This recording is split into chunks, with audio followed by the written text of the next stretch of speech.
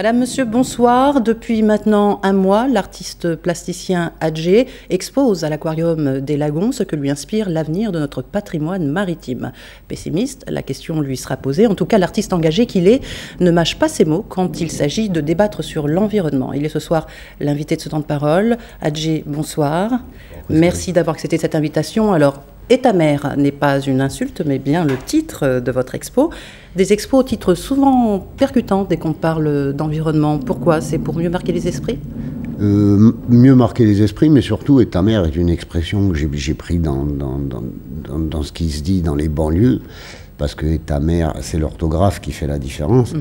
La mer est le fruit de toute naissance, et le fruit de la naissance de l'humanité, c'est la mer, pas d'homme.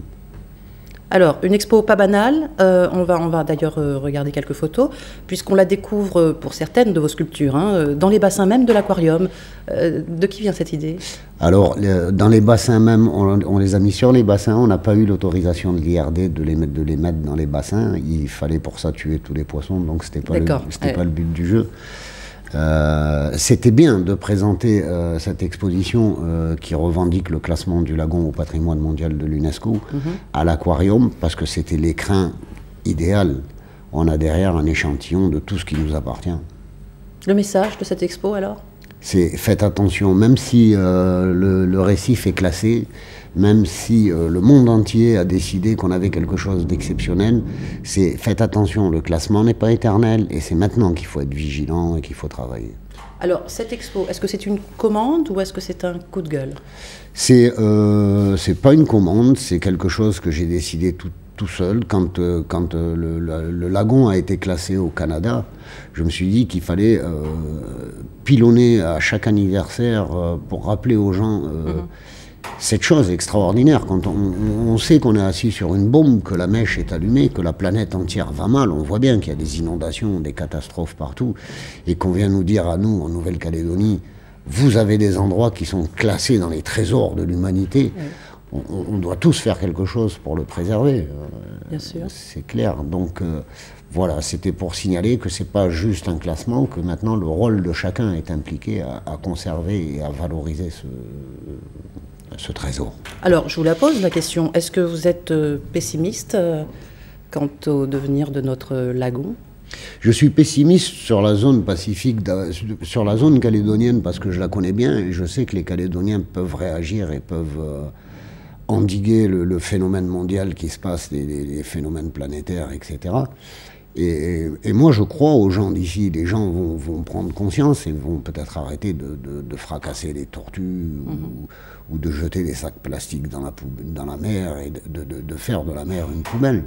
Quand on voit ce qui se passe, je ne sais pas si vous avez été sur Internet voir le 7e continent, ce qui est appelé le 7e continent. C'est une île qui fait 6 fois la superficie de la France, qui est constituée de déchets plastiques qui se désagrègent et qui désagrègent toute vie autour d'elle. On se dit qu'on a intérêt à faire gaffe. On est quand même dans un lieu reculé, protégé, et on n'est pas responsable, c'est pire que ça. On se doit absolument de protéger ce lieu. Parce qu'aujourd'hui, vous ne pouvez pas dire à votre enfant, dans 20 ans, ce sera comme ça. On peut espérer quand même que dans 20 ans, il verra encore des picots, il verra encore des baleines, et qu'il verra encore des dugongs, tout ce qu'il faut protéger actuellement. Donc voilà, c'est le rôle de chacun. Et cela ne tient qu'à nous. Est-ce que l'implantation d'une multinationale et le classement de notre lagon patrimoine de l'UNESCO n'est pas une contradiction? C'est une contradiction. Après, il y a des faits économiques. On a besoin de cette usine. Le jeu, si vous voulez, dans ces mécanismes, c'est le profit. Quand une usine s'installe, plus elle va exploiter vite sa source de revenus, plus elle va gagner d'argent. Plus elle l'étale dans le temps, plus elle sera en équilibre avec l'environnement et les gens, et plus les choses se feront bien. Il y a des moyens de faire des industries propres, ça existe, les Japonais l'ont prouvé, pourquoi nous on n'y arriverait pas? Et là je m'adresse à Rebounou, c'est vrai qu'ils se sont dressés pour tant de choses, et ils doivent continuer, ils ne doivent pas lâcher, c'est les seuls gardiens qu'on a pour l'instant, on n'a pas trop de visibilité, on a de la visibilité quand l'accident est arrivé. Il faudra avoir de la visibilité avant que l'accident arrive. À propos de cette expo, vous prévoyez d'en faire une expo itinérante? Moi, j'aimerais bien que cette expo bouge, en tout cas en France ou dans les pays francophones, et pour expliquer, et j'aimerais bien être accompagné par, je ne sais pas, ou la province, ou le gouvernement, ou le GIE Tourisme, pour montrer un peu cette richesse qu'on a, et comment sur un simple poisson, un artiste peut se lâcher et créer, et faire des choses extraordinaires, parce que notre lagon est extraordinaire. Quand j'ai préparé mon expo, que j'ai monté mon expo à l'aquarium, j'ai passé de longs moments devant les bassins à regarder des choses.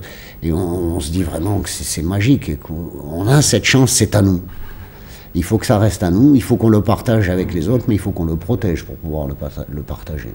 Merci beaucoup. Adjé, on rappelle que vous exposez encore à l'Aquarium des Lagons jusqu'au 30 août prochain. Une superbe expo qui vaut les tours. Merci d'avoir été notre invité. Merci de m'avoir reçu. Merci de nous avoir suivis. Dans quelques instants, la suite de vos programmes. Bonsoir.